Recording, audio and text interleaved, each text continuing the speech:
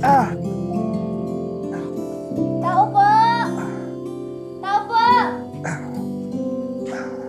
Aray, aray, aray! Ay, sorry naman. Mga na dun, sir. Ah! Yun nga. Ah! Nadaplisan ka nga. Ay, Ah! sir, oh. May mga gamit. Ay, may bigas. Baka sa may-ari yan. Baka umalis lang sila. Tao po! Sir, Tao po! sir. Walang tawagin, baka sumagot pa. Ah!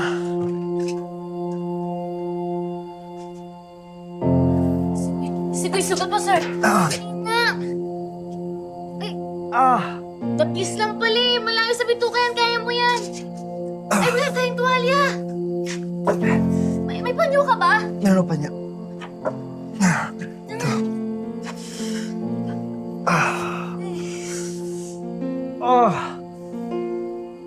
Ah! Ah! Sorry. Ah! Ah! Kaya mo yan. Lang yan, kaya mo yan. Nagugutom ka, sir? Ah, huwag mo itiin, masakit. Hindi yung tanong ko. Nagugutom ka ba? Oo, nagugutom ako. Sige, nakukuhaan kita. Okay ka lang da.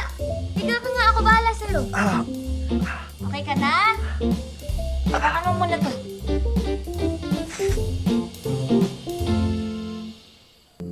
Ay. Uy, manok! Tao po! Sino may-ari ng manok? Sumasagot ha, isa pa nga. Hello po! Sino may-ari ng manok? Ulamin lang! Eh, di wala!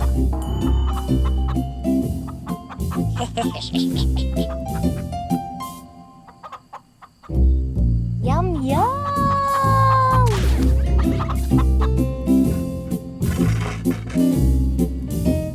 Ano yan? Favorite ko! What one?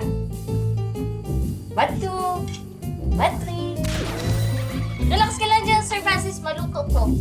Ako bahala. Steady ka lang dyan. Itip ka lang. I got this. Hey! Hala. Hangin.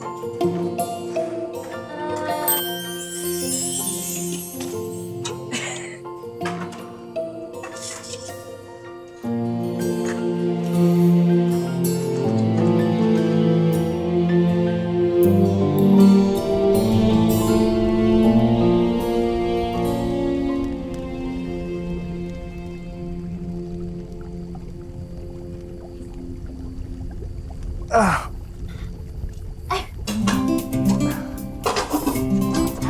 Sir Francis. Huwag ka mag-alala. Yung manok na nahuli ko, pinaalam ko naman dun sa may-ari. Nandun yung may-ari? Hindi siya sumagot. Pero, importante nagpaalam naman ako eh. Tsaka masarap yan.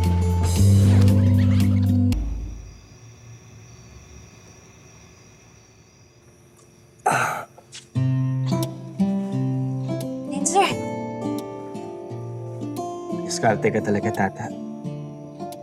Naman, ako pa ba? Tsaka, kulang pa nga to sa pagligtas mo sa akin eh. Ah, pwede ba pahigop ng sabaw? Sige, masarap yan.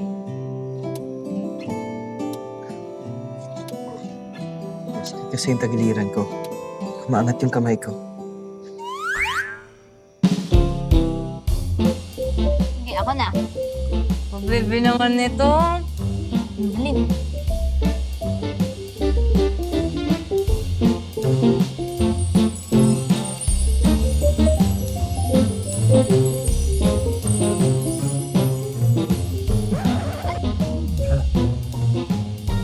Manamit, di ba la? Manamit. Kaso napaso lang ako eh. Ay, sorry. Natik Natikman ko din kasi yung batuan. Taga kong iniwasan yung lutong may batuan eh. Oh? Bakit naman?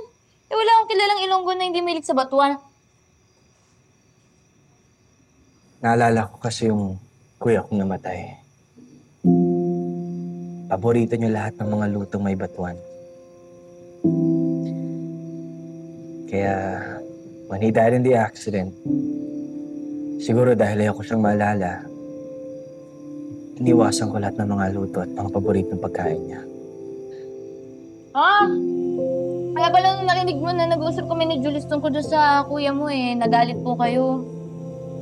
Eh, ba't naman ayaw mo siya maalala, sir?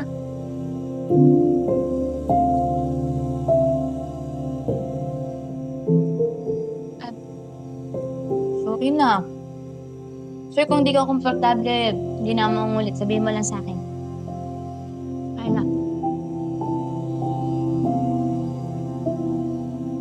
Si Kuya Vincent kasi, magaling yun sa lahat ng bagay. He was the one destined to take over the company. But when he died,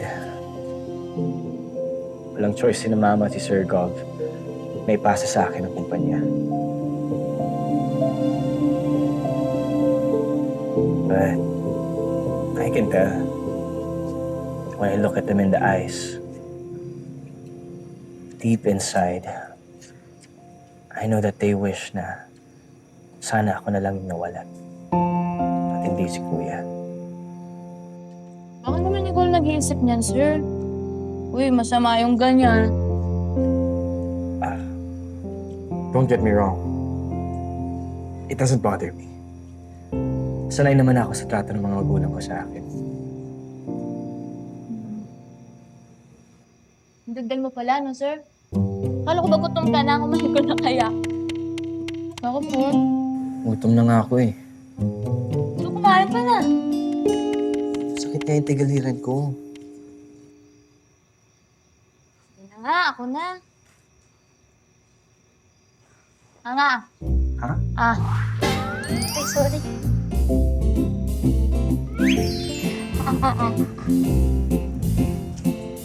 Yan. Manamit? Manamit. Chicken. Mm. Mm. Okay.